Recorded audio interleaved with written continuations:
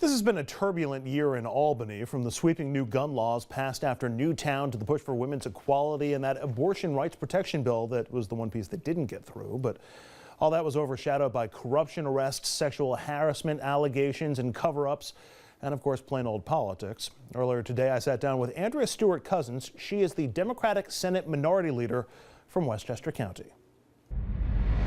You've got, Vito Lopez, Mika Kellner, and cases that apparently were sat on or covered up for quite some time. First of all, to your mind, what does that kind of behavior say to women and say about the view of women by some members of the Assembly?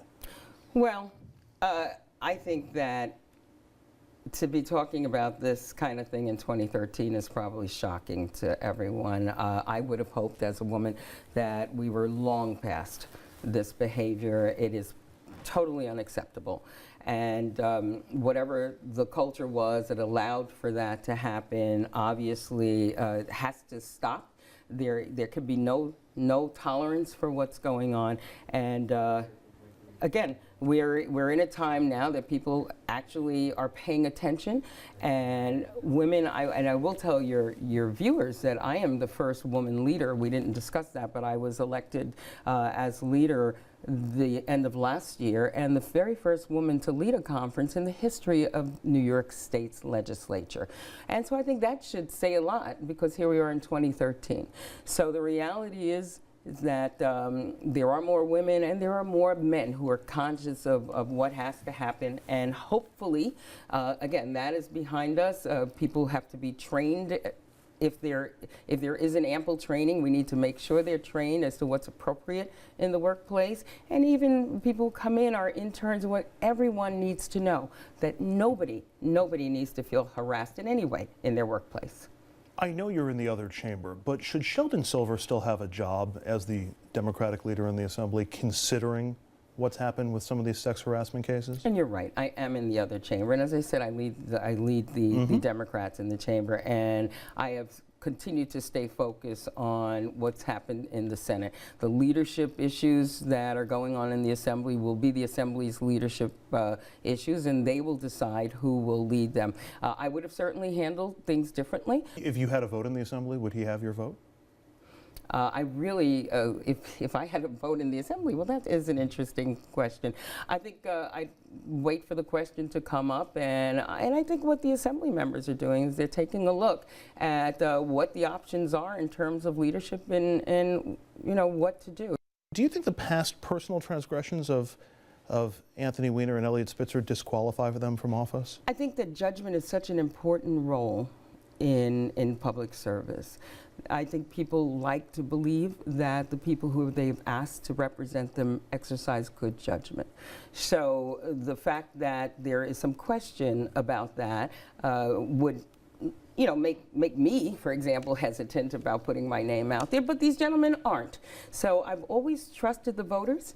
I do trust voters, and I will be very, very anxious to see what happens in September. You are, as you mentioned, the Democratic leader in the state Senate. You are the minority leader in the state Senate, first woman to hold that position.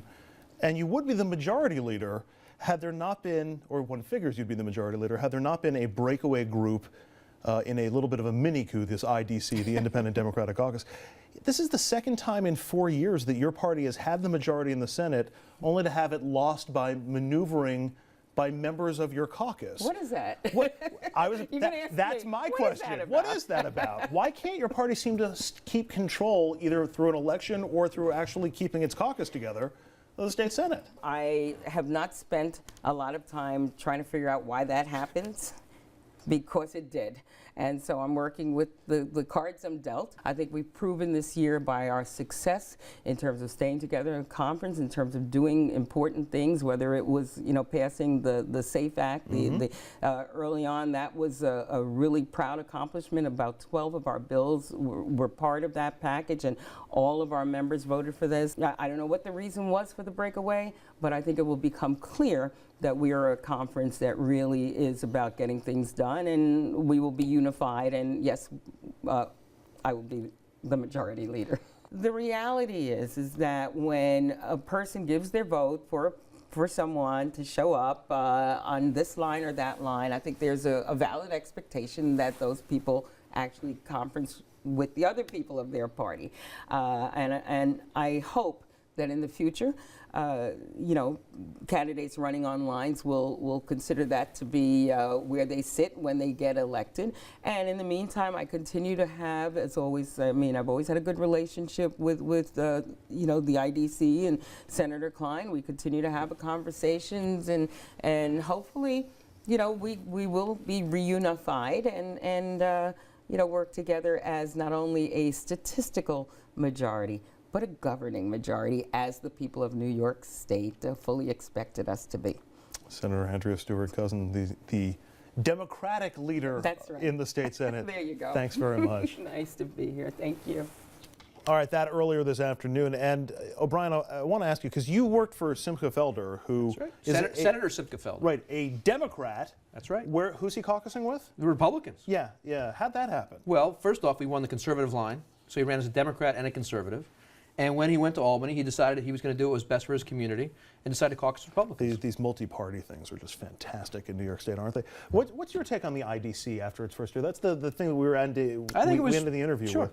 I think they've been pretty effective right now. I think they made it very clear early on during the transition they were not going to be part of the Democratic mess. I mean, here it was. Sampson, who was the leader, gets arrested at some point. So he didn't get arrested while leader, but he had been the leader prior to Cousins.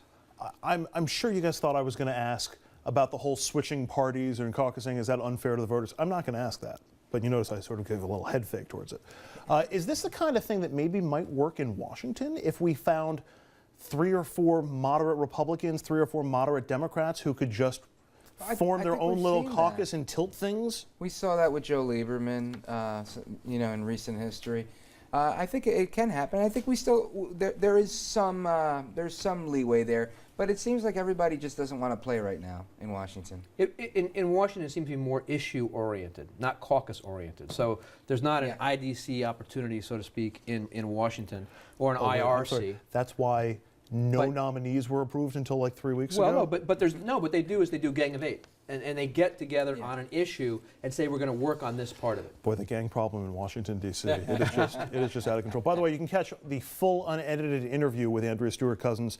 That's available online. Just go to our Facebook page and we'll get you there. We're going to take a quick break here on the television version of RFL. Up next, will A-Rod be booed or cheered tonight? He's in the Bronx. That and more next. Stay with us.